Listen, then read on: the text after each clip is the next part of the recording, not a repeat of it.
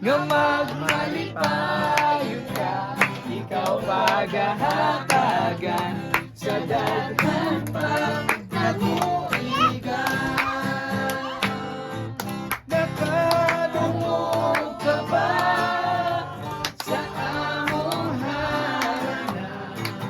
Buksi ang bintana sa paliyong mo kami sugata.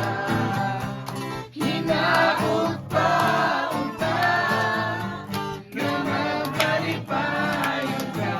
Ikaw pagahatagan sa daghan pang katuigan. Ikaw pagahatagan sa daghan pang katuigan. Greetings, mga Pastor Lance. Aalang sa ako hinigugma nga pare sa kinabuhi. Happy birthday, no? Hinaut punta nang malipayon ko kuman sa imod ng manatawhan bisan pa man sa kapit-os kuman nga panahon, no?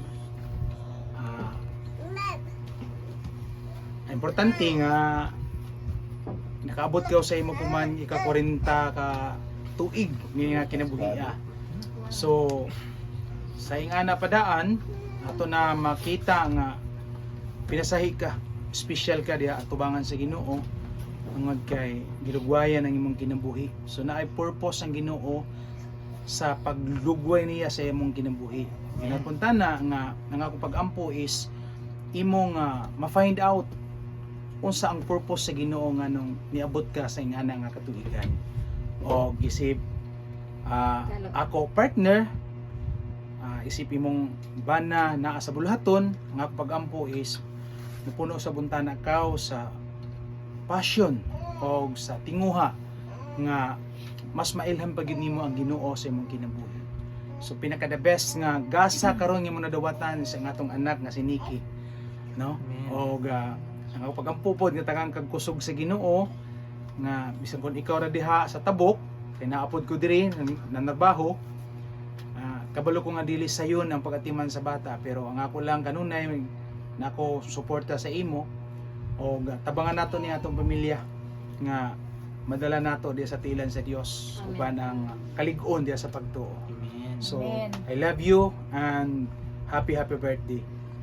Happy birthday to you. Happy Birthday to you.